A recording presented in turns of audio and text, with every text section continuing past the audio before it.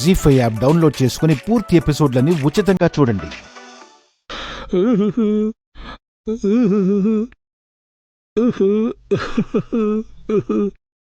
పాపనాడిస్తున్నావా జీవం?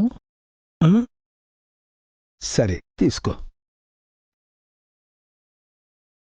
తిను.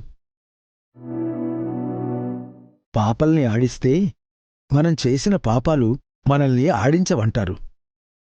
గాయత్రి వల్ల నీకు మేలు జరిగే రోజు వస్తుందిలే జీవం.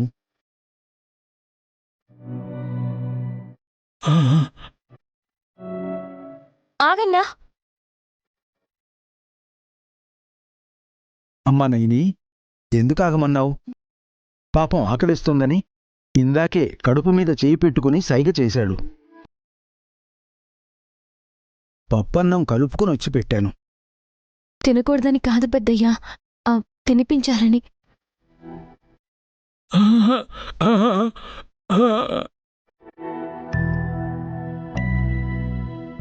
తనే తింటానని సైగలు చేస్తున్నాడమ్మా.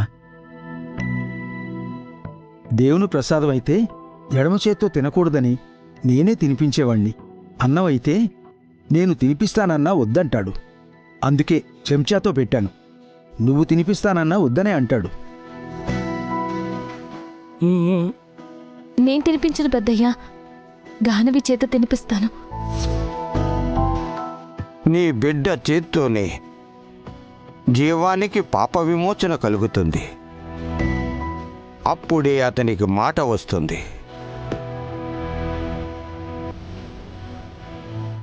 జీవమన్నా, ఈ పసిపాప చేత్తో నీకు సరిగ్గా తినిపించకపోవచ్చు, కానీ నీకు మాటొచ్చే మార్గం ఇదే అన్న నమ్మకంతో ఇక్కడికొచ్చాను. కొన్ని మెతుకులు నువ్వు తినగలిగినా మేలు జరుగుతుంది. నా అనుమానం కూడా తీరుతుంది కాదనకన్నా.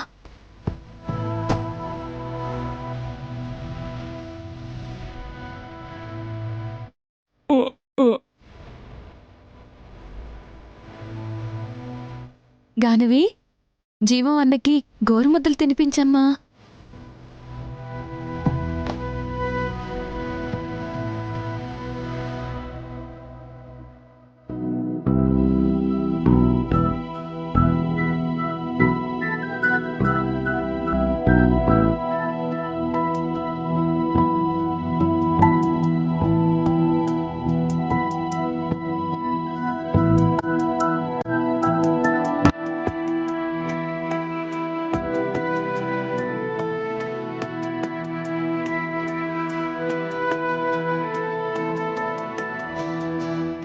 అమ్మా నైని, గురువుగారు నన్ను నిజం ఎందుకు చెప్పొద్దన్నారు?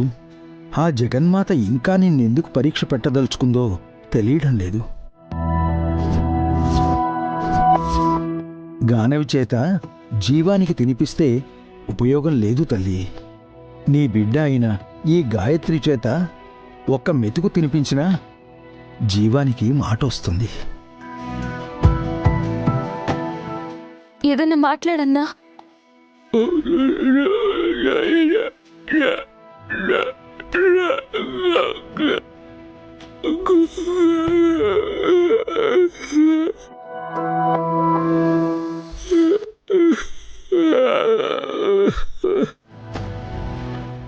నన్ను క్షమించన్నా.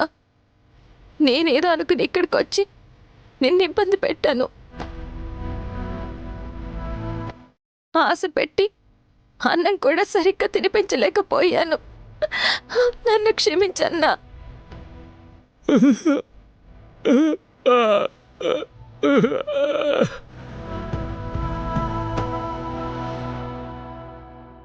జీ5 యాప్ డౌన్లోడ్ చేసి అన్ని ఎపిసోడ్స్ పూర్తి ఉచితంగా చూడండి.